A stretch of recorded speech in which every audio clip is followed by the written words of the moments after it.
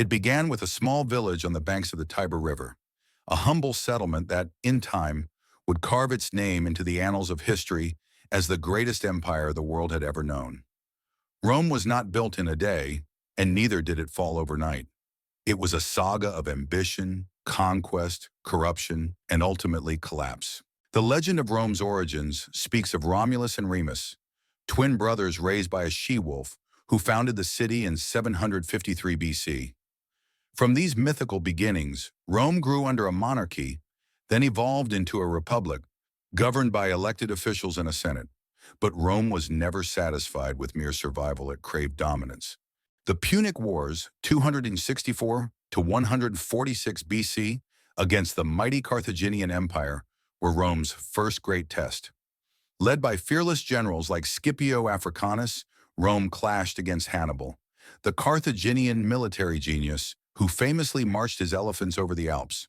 The world held its breath as Hannibal threatened to crush Rome, but the city refused to bow. With unwavering determination, Rome ultimately emerged victorious, wiping Carthage off the map and declaring itself the unchallenged power of the Mediterranean. Then came the age of expansion. Julius Caesar, the brilliant tactician, conquered Gaul, crossing the Rubicon River in 49 BC in defiance of the Senate, plunging Rome into civil war. His rise was meteoric, his power absolute.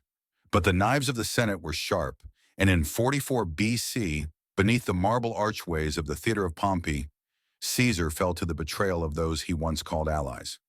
Et tu, brute! His final words echoed through the corridors of history. Yet Rome did not collapse. Instead, it transformed. Octavian, later known as Augustus, seized control, becoming Rome's first emperor in 27 BC. Thus, the Roman Republic died, and the Roman Empire was born.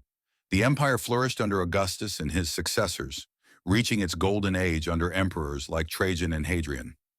Roads stretched across continents, aqueducts brought fresh water to cities, and the Colosseum roared with the cheers of spectators. Rome had become the beating heart of civilization, its influence reaching from Britannia to Egypt. But every empire has its cracks, and Rome's began to deepen. As the empire grew, so too did its enemies. The Parthians in the east, the Germanic tribes in the north, and rebellions within its own territories tested Rome's might. Political intrigue, assassinations, and corruption weakened its core. The wealth of conquest made the ruling class decadent and indifferent, while the legions, once Rome's greatest strength, became mercenaries loyal to the highest bidder. The year 180 AD marked a turning point. The death of Emperor Marcus Aurelius, the last of the so-called five good emperors, left the empire in the hands of his son, Commodus, a ruler more concerned with gladiatorial games than governance. His assassination in 192 AD threw Rome into chaos, leading to the Year of the Five Emperors, a period of bloody civil war and political instability. Then came the division.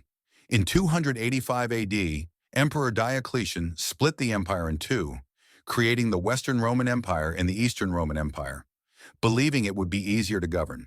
But the West, plagued by economic decline, internal strife, and relentless invasions, began to wither.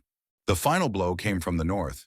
The barbarian tribes, Visigoths, Vandals, Huns pressed upon Rome's borders with relentless fury. The most terrifying of them all was Attila the Hun, who ravaged the empire with his unstoppable hordes. Though Rome managed to survive his wrath, it was merely a postponement of the inevitable. In 410 AD, the unthinkable happened. The Visigoths, led by Alaric, sacked Rome. The city that once ruled the world was now at the mercy of those it had once considered mere savages. The world gasped. If Rome could fall, was anything truly eternal? By 476 AD, the Western Roman Empire was nothing more than a shadow of its former self. The last emperor, Romulus Augustulus, a boy emperor with no real power, was deposed by the Germanic chieftain Odoacer. Rome, the eternal city, had fallen. Though the Western Roman Empire crumbled, its legacy endured. The Eastern Roman Empire, known as the Byzantine Empire, thrived for another 1,000 years.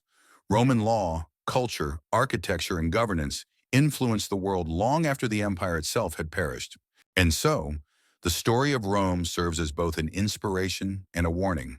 It rose from nothing, conquered the known world, and built a civilization that shaped history. But greed, corruption, and complacency proved its undoing. An empire built on conquest, ambition, and ingenuity could not withstand the weight of its own excesses. And yet, as long as history is told, the echoes of Rome will never truly fade. Rome was not built in a day, and neither did it fall in one.